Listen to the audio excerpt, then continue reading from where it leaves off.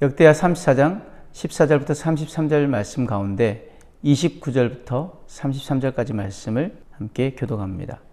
왕이 사람을 보내어 유다와 예루살렘의 모든 장로를 불러 모으고 여호와의 전에 올라가매 유다 모든 사람과 예루살렘 주민들과 제사장들과 레위 사람들과 모든 백성이 노소를 막론하고 다 함께 앉으라.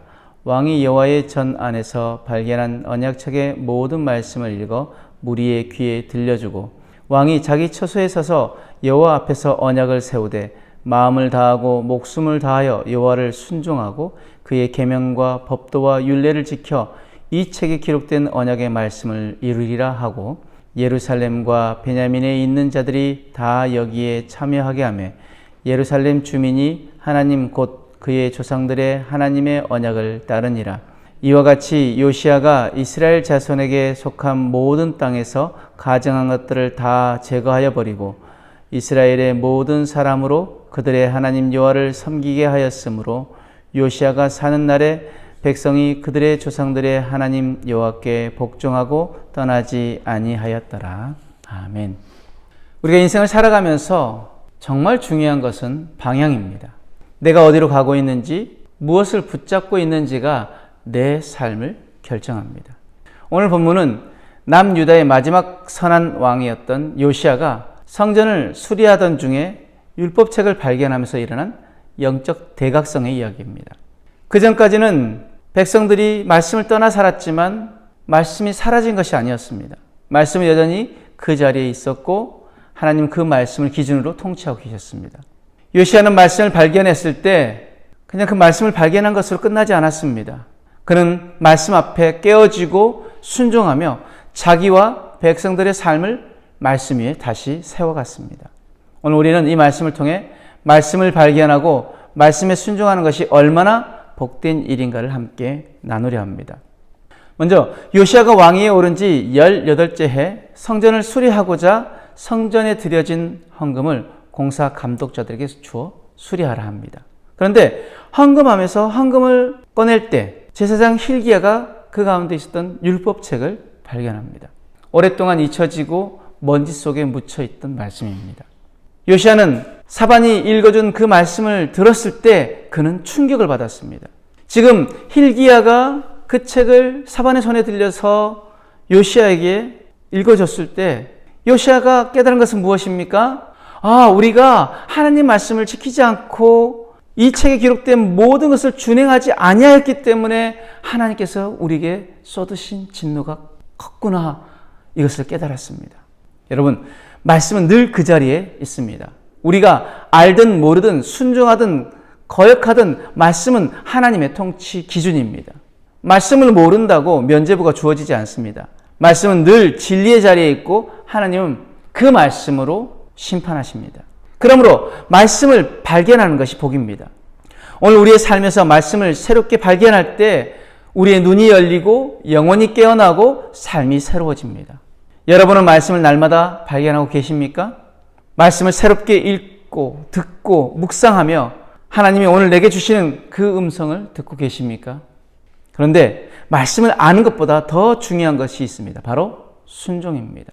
힐기야가 왕에게 그 말씀을 전달했고 그 말씀을 통해서 깨닫습니다. 우리가 잘못된 길로 걸어왔구나. 그러면서 그 말씀을 제대로 알기 위해서 누구에게 그 말씀을 묻습니까? 예선자 훌다에게 이 말씀이 어떤 말씀인지 그들이 알기를 원했습니다. 그래서 그 훌다가 뭐라고 얘기합니까? 23절에 여호와께서 이같이 말씀하시기를 내가 이곳과 그 주민에게 재앙을 내리되 곧 유다 왕 앞에서 읽은 책에 기록된 대로 모든 저주대로 하리니. 지금 그 말씀이 어떤 말씀입니까? 하나님의 그 모든 저주가 그들이 잘못된 길로 갔기에 그 모든 저주가 그들에게 임하게 될 거라고 말씀합니다.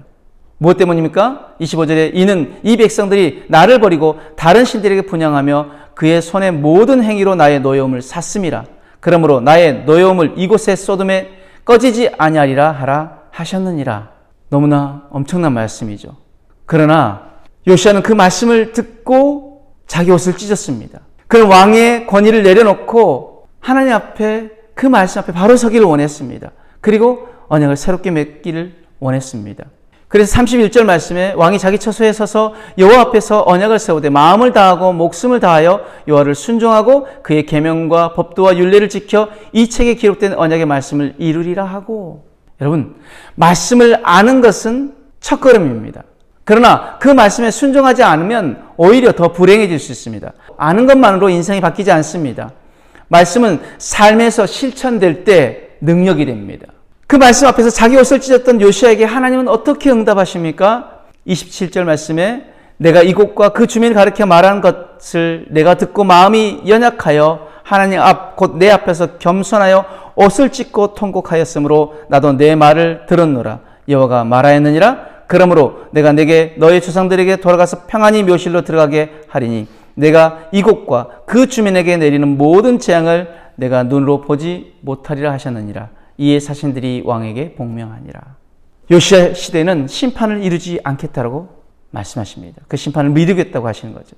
순종이 역사와 운명을 바꾸는 힘이 되어진 것입니다. 여러분, 지금 말씀에 순종하고 계십니까? 말씀을 듣고 감동만 받는 데 머물지 말고 작은 것 하나라도 우리가 삶으로 살아내려고 몸부림쳐야 할 줄 믿습니다. 그때 하나님의 약속은 우리의 삶에서 현실이 되어집니다. 요시야 시대의 성전에서 발견된 율법책은 단순한 책이 아니었습니다. 그것은 백성을 새롭게 하는 하나님의 음성이었습니다. 그들이 말씀을 통해 알게 된 복은 무엇입니까? 두 가지입니다. 말씀을 발견하는 복, 그리고 말씀에 순종하는 복입니다. 말씀을 발견하는 복은 말씀을 아는 것이 우리의 삶의 방향을 알려주며 가야 할 길을 알려주기에 말씀은 복이 되어집니다. 말씀에 순종하는 복은 무엇입니까? 말씀을 알았으면 이제 순종해야 합니다. 순종할 때 하나님의 약속은 우리의 삶에 이루어집니다. 우리의 삶 속에서도 하나님은 여전히 말씀으로 다스리고 계십니다. 그러므로 말씀을 떠나지 말고 날마다 나에게 주시는 말씀을 발견하고 순종하는 자가 되어야 합니다.